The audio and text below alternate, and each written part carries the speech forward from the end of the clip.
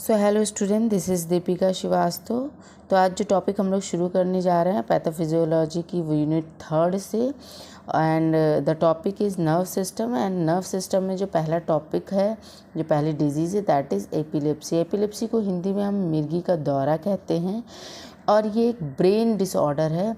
Brain में जब भी हमारे न्यूरोट्रांसमीटर का इम्बैलेंस हो जाता है तो एपिलेप्सी कॉज करती है। न्यूरोट्रांसमीटर कौन से न्यूरोट्रांसमीटर? तो ग्लूटामेट एंड गाबा, ये दो न्यूरोट्रांसमीटर है जो हमारे मूड को रेगुलेट करते हैं। तो अगर इन दो न्यूरोट्रांसमीटर में इम्बैलेंस हो जाता है तो एपिलेप्सी कॉज करती है। तो इन दो ग्लूटामेट और गाबा न्यूरोट्रांसमीटर होते हैं, ये दोनों जो हमारे सीएनएस में पाए जाते हैं, नर्व सेल्स में पाए जाते हैं। अगर इन दोनों के बीच में इम्बैलेंस हो जाता है तो हमारा एपिलेप्सी डिजीज़ कॉज करने लगती है। एपिलेप्सी डिजीज़ एक नर्व सेल एक्टिविटी डिसऑर्डर है जिसमें हमारी ब्रेन जो है वो डिस्टर्ब होने लगती है। जो एपिलेप्सी होती है ये दो तरह की पाई जाती है। एक तो होती है generalised epilepsy, generalized epilepsy, and the second one is partial, या हम कह सकते हैं फोकल सीजर, या हम कह सकते हैं एपिलेप्सी। तो ये दो तरह की होती है एपिलेप्सी। एक तो होता है जनरलाइज, दूसरा होता है पार्शियल या सीजर। अगर हम जनरलाइज की बात करते हैं तो जनरलाइज में हमारा जो ब्रेन का एरिया होता है ये दोनों ही एरिया इफेक्ट होता है। हमारी ये लोब्स होते हैं, हेमिस्फेयर होते हैं, लेफ़्ट एंड राइट। तो जनरलाइज्ड एपिलेप्सी में क्या होता है कि ये जो इम्बैलेंस है ग्लूटामेट और गाबा का, ये हमारे दोनों ही एरिया को अफेक्ट करती है, ब्रेन के। इसी को हम कहते हैं जनरलाइज्ड एपिलेप्सी। और इसका जो कॉजेज़ होता है, ये हेड इंजरी हो सकता है, ब्रेन ट्रॉमा हो सकता है, ब्रेन इन्फेक्शन हो सकता है, अल्जाइमर डिजीज़ हो सकता है, या जेनेटिक कॉज भी हो सकता है, और अननोन रीज़न भी हो सकता है कि सीजर्स आने के, एपिलेप्सी होने के अननोन रीज़न भी हो सकते हैं। नेक्स्ट हमारा आता है पार्शियल या फोकल सीजर या एपिलेप्सी होता है। इसमें क्या होता है कि हमारे ब्रेन का पूरा पार्ट इन्वॉल्व नहीं रहता है, ब्रेन का स्मॉल एरिया ही इन्वॉल्व रहता है। हम कह सकते हैं सिर्फ एक ही पार्ट इन्वॉल्व रहता है। अगर एक ही पार्ट में ब्रेन के प्रॉब्लम आती है, डिस्टर्बेंस क्रिएट होता है, तो इसे हम कहते हैं पार्शियल या फोकल सीजर या एपिलेप्सी कहते हैं। Of epilepsy, pathogenesis of epilepsy, हम देखते हैं कि कैसे एपिलेप्सी में हमारा गाबा और जो है ग्लूटामेट न्यूरोट्रांसमीटर इम्बैलेंस हो जाते हैं और एपिलेप्सी क्रिएट होती है। तो हमारे सीएनएस में ये कुछ नर्व सेल को मैंने बनाया है, थोड़ा बड़ा बना रही हूँ ताकि आपको समझ में आए।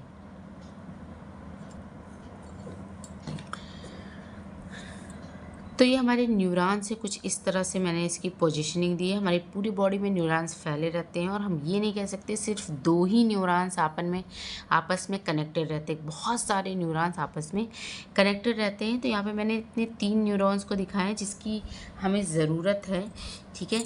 तो ये जो होता है ये एक्सॉन पार्ट होता है, हमें पता है। ये डेंड्राइट्स पार्ट होते हैं, डेंड्राइट्स पार्ट होते हैं, इसे हम कहते हैं प्री सिनेप्टिक,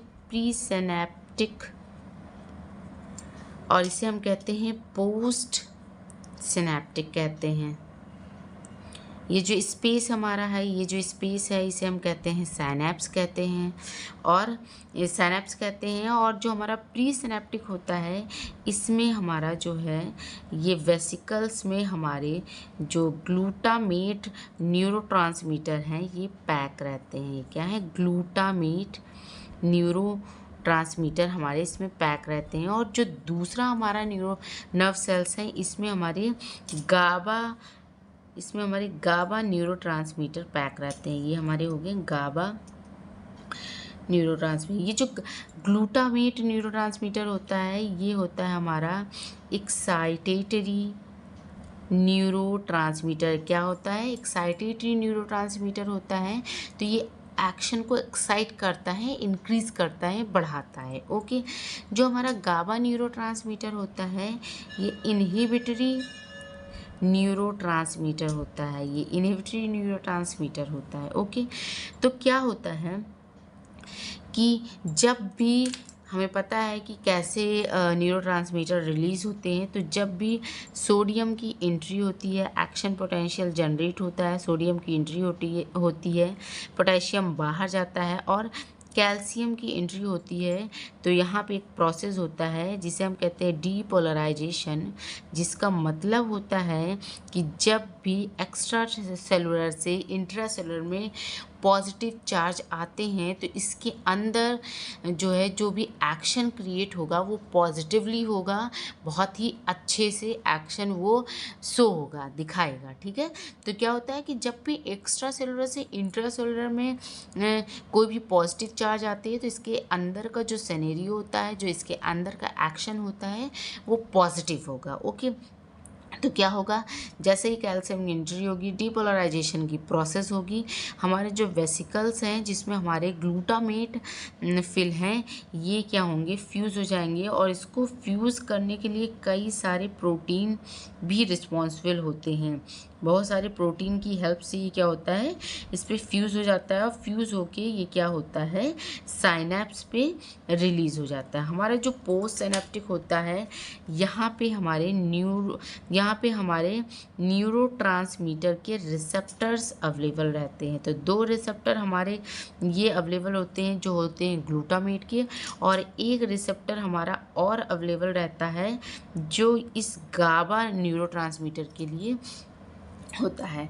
तो ग्लूटामेट के यहाँ पे रिसेप्टर अवेलेबल होते हैं हमारे पोस्ट सिनेप्टिक पे, और जो ग्लूटामेट का रिसेप्टर होता है उनका नाम होता है, पहला जो रिसेप्टर होता है इसे हम कहते हैं AMPA रिसेप्टर कहते हैं इसे, और जो ये होता है इसे हम कहते हैं NMPA रिसेप्टर कहते हैं। तो क्या होता है कि जैसे ही हमारा ये ग्लूटामेट साइनेप्स पे रिलीज़ होता है, ये सबसे पहले अपने AMPA रिसेप्टर पे बाइंड करेगा, और जैसे ये बाइंड करेगा एनल्स चैनल ओपन हो जाएंगे, आयंस चैनल ओपन हो जाएंगे और हमारे सोडियम आयन की एंट्री हो जाएगी। ओके, NMPA जो रिसेप्टर होता है ये ब्लॉक रहता है मैग्नीशियम से, ये हमारा मैग्नीशियम से ब्लॉक रहता है। तो जैसे ही सोडियम की एंट्री होती है, सोडियम क्या करता है, इस मैग्नीशियम को यहाँ से हटा देता है, और जो NMPA रिसेप्टर होता है ये भी हमारा रेडी हो जाता है रिस्पॉन्स को प्रोड्यूस करने के लिए। तो अब क्या होगा कि जो हमारा ग्लूटामेट है वो इस पर बाइंड करेगा, और इस पर बाइंड करेगा तो क्या होगा कि आयंस चैनल ओपन हो जाएंगे और यहाँ से हमारे कैल्शियम की एंट्री हो जाएगी। ओके, दोनों ही प्लस प्लस है, और हमने अभी पढ़ा है कि जब भी कोई एक्स्ट्रा सेलुलर से इंट्रा सेलुलर में पॉजिटिव आयंस आते हैं तो अंदर की जो प्रोसेस होती है वो पॉजिटिवली होती है। मतलब जो ग्लूटामेट ने सिग्नल इस न्यूरॉन्स को भेजा है वो क्या होगा, अब ये सिग्नल्स फर्दर कंटिन्यू होता जाएगा, ये दूसरे न्यूरॉन्स को हो जाएगा, दूसरे न्यूरॉन से तीसरे न्यूरॉन्स की तरफ जाने लगेगा। ओके, फिर क्या होता है कि ये जो गाबा रिसेप्टर है सेम यही प्रोसेस होगा, सोडियम कैल्शियम की एंट्री होगी, डीपोलराइजेशन होगा। तो ये गाबा रिसेप्टर भी क्या होता है, अपने न्यूरॉन्स के वॉल से फ्यूज़ होता है, न्यूरॉन्स के वॉल से फ्यूज़ होता है और साइनेप्स पे प्रोड्यूस हो जाता है, और यहाँ पे ये अपने रिसेप्टर से बाइंड करता है। जब भी गाबा अपने रिसेप्टर से बाइंड करेगा, आयंस चैनल ओपन होंगे, तो यहाँ से क्लोरीन की एंट्री हो जाएगी। किसकी एंट्री हो जाएगी, क्लोरीन की एंट्री हो जाएगी। तो अभी तक यहाँ पे क्या था, पॉजिटिव चार्ज थे, अब यहाँ पे क्या हो गया, एक माइनस चार्ज हो गया। तो क्या करेगा, ये इसके एक्शन को अपोज करेगा। अभी तक जो पॉजिटिव एक्शन हो रहे थे वो क्या होगा, इसका अपोज करेगा। तो ग्लूटामेट का जो बहुत ज़्यादा एक्शन होगा वो एक कंट्रोल वे में हमारे नर्व्स को, हमारे न्यूरॉन्स को जो है कंटिन्यू करेगा, ट्रांसफ़र करेगा, ठीक है। तो गाबा क्या करता है कि ये जो ग्लूटामेट का रिलीज़ है, इसका एक्शन जो दोनों ये सोडियम और कैल्शियम मिल के पॉजिटिव आयन क्रिएट कर रहे थे और पॉजिटिव आयन की एंट्री हो रही थी और क्या हो रहा था, एक्शन बहुत पॉजिटिव जा रहा था। तो क्या हो रहा था, ये गाबा क्या कर रहा था, इनको कंट्रोल कर रहा था और बैलेंस कर रहा था। एपिलेप्सी के केस में क्या होता है कि यही जो गाबा हमारा होता है, इसका जो है इन्फ्लुएंस डिक्रीज़ हो जाता है। मतलब ये क्या करता है, इस पे इसका जो इन्फ्लुएंस होता है ये डिक्रीज़ हो जाता है। तो क्या होता है, ये क्लोरीन आयन जो है अंदर नहीं जा पाता है। तो जब क्लोरीन आयन अंदर नहीं जाता तो क्या होता है कि न्यूरॉन्स पे केवल ग्लूटामेट का ही एक्शन रहेगा, सिर्फ ग्लूटामेट का एक्शन रहता है। और गाबा का एक्शन अगर नहीं होगा तो क्या होगा कि ग्लूटामेट लगातार जो है ये सिग्नल की फायरिंग शुरू कर देगा। क्या करेगा, सिग्नल्स की फायरिंग शुरू कर देगा। तो इस सिग्नल्स को कंट्रोल करने के लिए तो गाबा क्या है, यहाँ पे है नहीं, गाबा क्या है, यहाँ पे जो है अपना एक्शन ही नहीं प्रोड्यूस कर पा रहा, अपने रिसेप्टर पे बाइंड ही नहीं हो पा रहा, अपने रिसेप्टर पे नहीं बाइंड हो रहा है। तो क्लोरीन आयंस भी अंदर नहीं जा रहे हैं और ये क्लोरीन आयन ही क्या कर रहा था कि इनके एक्टिविटी को क्या कर रहा था, कंट्रोल कर रहा था।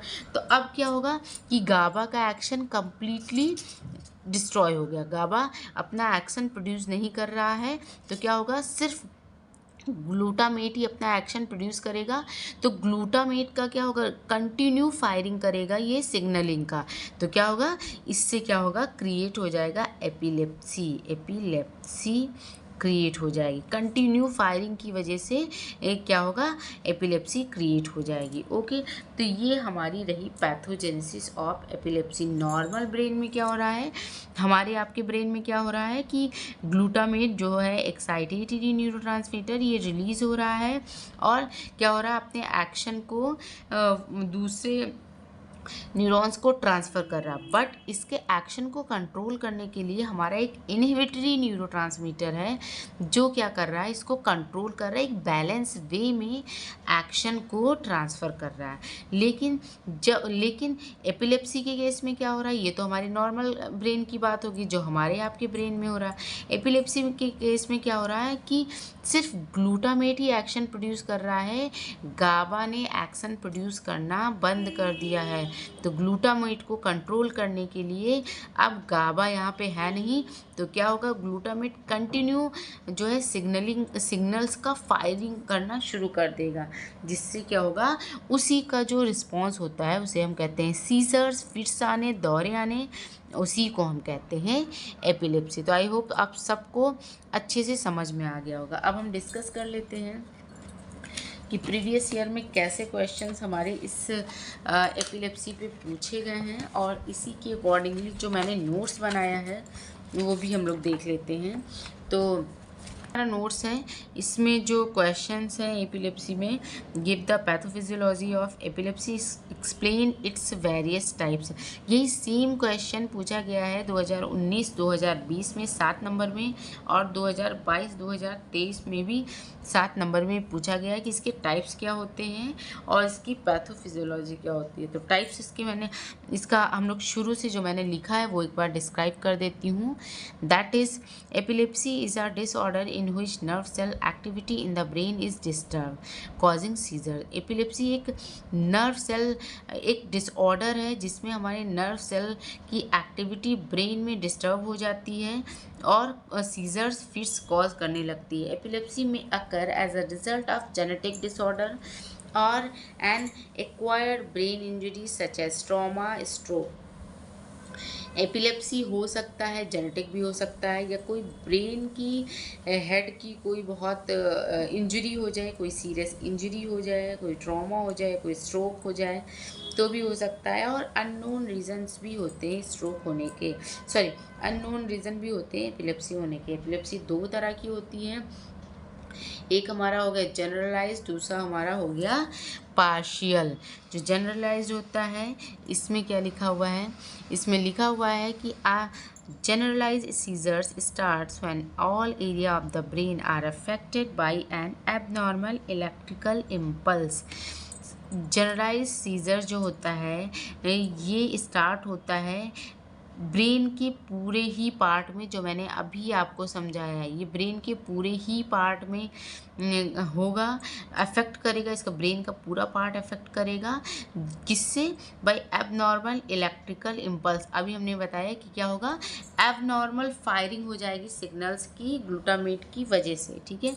तो most generalise seizure typically last between 1 to 3 minute. ये जब फिट्स पड़ते हैं तो 1 से 3 मिनट या मैक्सिमम 5 मिनट रहता है, और अगर 5 मिनट रहता है तो एक मेडिकल इमरजेंसी की ज़रूरत हो जाती है, वरना वो ये 1 से 3 मिनट में सही हो जाता है, अपने आप ही सही हो जाता है। कॉजेज़ क्या हो सकते हैं, हमने पहले ही देख लिया। सीरियस हेड इंजरी हो सकता है, ब्रेन ट्यूमर हो सकता है, ब्रेन में कोई इन्फेक्शन हो जाए, अल्जाइमर डिजीज़ भी कॉज है, और ब्रेन की जो आर्टरीज़ है वो हार्ड हो जाएं, कोई जेनेटिक रीज़न हो सकता है। तो ये सारे कॉज है हमारे जनरलाइज्ड सीज़र के। पार्शियल फोकल सीज़र क्या होता है? पार्शियल फोकल सीजर हमारा क्या होता है? A partial seizure happen when unusual electrical activity affect a small area of the brain. Partial या फोकल सीजर में क्या होता है कि हमारे ब्रेन का पूरा पार्ट इन्वॉल्व ना होकर के एक स्मॉल पार्ट इन्वॉल्व होता है, या एक ही तरफ का पार्ट इन्वॉल्व होता है, उससे हम कहते हैं फोकल या पार्शियल सीजर कहते हैं। When the seizure does not affect awareness it is known as simple partial seizure. ये क्या होता है, इसमें आदमी बेहोश नहीं होता है, इसीलिए हम इसे कहते हैं सिंपल पार्शियल सीजर कहते हैं। कॉजेज अननोन है, इसका कोई कॉज पता नहीं है, ये किस वजह से हो जाता है। जब भी इम्बैलेंस होता है ग्लूटामेट और गाबा में तो ये हो जाता है। फोकल सीजर क्या होते हैं? अननोन होता है। Focal seizure can raise risk of focal seizure in patient 65 year of age and older.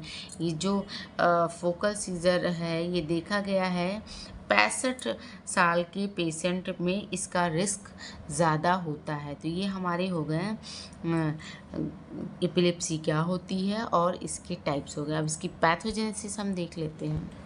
चलिए, तो एपिलेप्सी की पैथोजेनेसिस हम देख लेते हैं, जो कि अभी हमने पढ़ा है, और हमने कैसे लिखा है वो भी देख लेते हैं। तो इसका कॉज इटियोलॉजिकल फैक्टर क्या होते हैं? सीरियस हेड इंजरी हो सकती है, ब्रेन इन्फेक्शन हो सकता है, ब्रेन ट्यूमर हो सकता है, जेनेटिक भी हो सकता है, और अननोन रीज़न भी हो सकते हैं।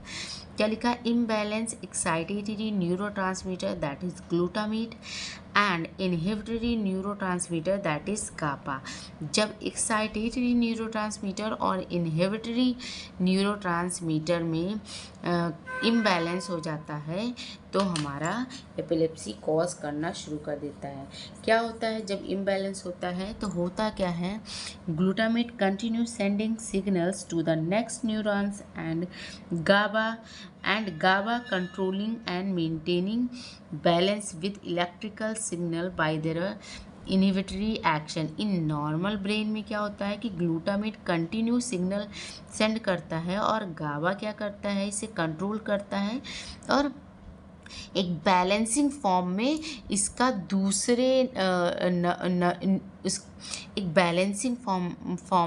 दूसरे नर्व सेल्स पे, दूसरे न्यूरॉन्स पे एक्शन प्रोड्यूस करता है, और इसका जो गाबा होता है ये एक इनहिबिटरी एक्शन के ज़रिए ये चीज़ बैलेंस करता है। नेक्स्ट, बट एपिलेप्सी में क्या होता है, गाबा इन्फ्लुएंस इज डिक्रीजेज। इन्फ्लुएंस मतलब क्या होता है, किसी भी चीज़ का प्रभाव डिक्रीज होना, ठीक है। तो इन्फ्लुएंस मतलब क्या होता है, किसी भी चीज़ का प्रभाव डिक्रीज होना। तो एपिलेप्सी में क्या होता है, गाबा इन्फ्लुएंस इस डिक्रीजेस, गाबा का प्रभाव डिक्रीज हो जाता है। Excitatory neurotransmitter glutamate continue firing the signals to the next neuron. क्या होता है, गाबा का जो प्रभाव होता है, इन्फ्लुएंस मतलब प्रभाव, वो डिक्रीज हो जाता है। सो एक्साइटेटरी न्यूरोट्रांसमीटर जो कि ग्लूटामेट है, ये कंटिन्यू फायरिंग शुरू करता है सिग्नल्स की टू द नेक्स्ट न्यूरॉन्स दूसरे न्यूरॉन्स पे, जिससे क्या होता है, सीजर्स विल स्टार्ट कमिंग, जिससे क्या होता है, फिट्स आना, दौरे आना शुरू हो जाते हैं। उसी को हम कहते हैं एपिलेप्सी। इसकी पूरी पैथोजेनेसिस अभी हमने समझाया है कि कैसे गाबा एक्टिवेट होता है और कैसे ग्लूटामेट एक्टिवेट होता है। आई होप आप सबको बिल्कुल समझ में आ गया होगा। इसका जो नोट्स है ये डिस्क्रिप्शन बॉक्स में आपको मिल जाएगा। अगर कोई भी प्रॉब्लम है तो आप प्लीज़ कमेंट बॉक्स में मुझसे पूछ सकते हैं। Thank you so much.